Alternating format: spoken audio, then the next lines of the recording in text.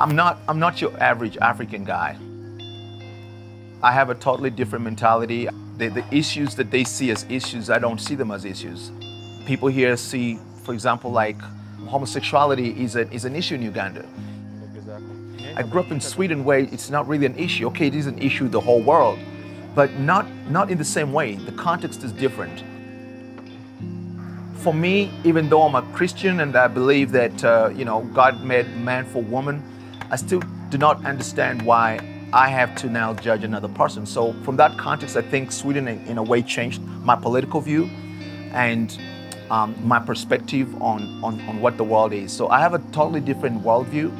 It changed me in that sense. I'm still African. You might call me a confused African. I'm an African with a Swedish sense of lifestyle. I understand why the Swedes do what they do.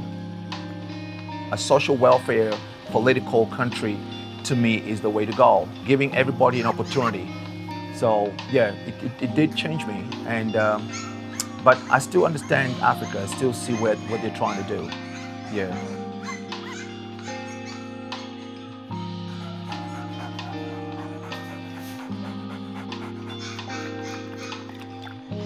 Slow down, little Pat. Look at this way.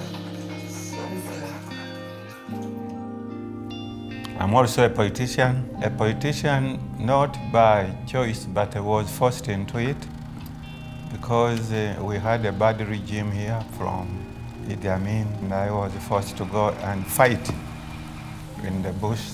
We had to leave this home because one day we were sleeping in the home, and by 6 we were all surrounded by forces for no good reason. People had been killed. People were being raped. Then the next thing I heard that my wife had crossed to Kenya.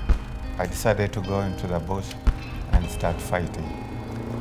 But thank God that I am alive and my wife is also alive. My wife ran to Kenya together with the children. And it is God's grace that they survived. It's part of the culture. You have to buy land. You have to own land. It's a way of showing that you have become a man.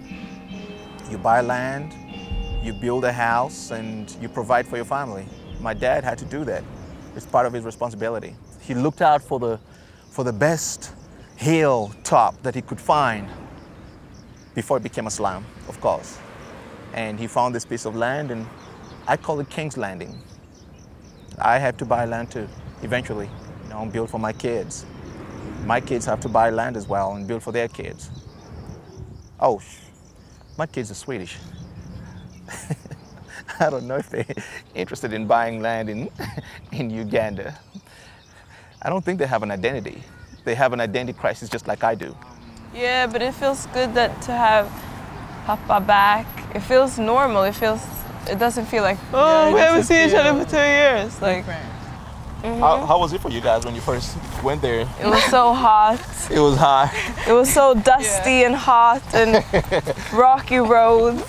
Rocky roads? Rocky roads. I would have like a summer house there or something. Yeah. I would have a vacation house, but I would not like live there permanently because it's so many adjustments that I would have to make. Yeah, I don't want to be limited, but I still love Uganda. And I miss it. What do you love about Uganda anyway? We were always like around many of people. Yeah. It was like different from Sweden. The family home is like much more smaller.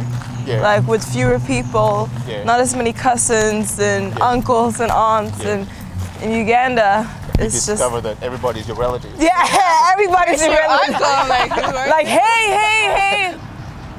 Does it feel weird to see us? No. I talk to you guys all the time on Viber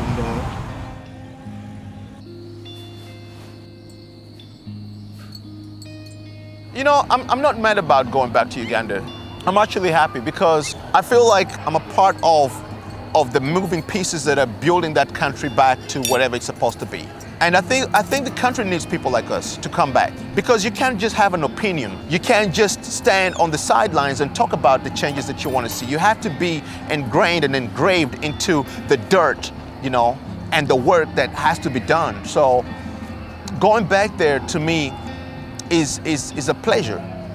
It's a pleasure. It's like serving the country. And there's a lot of things that we have to do. There's a lot of work. It's just the beginning of an amazing journey for me.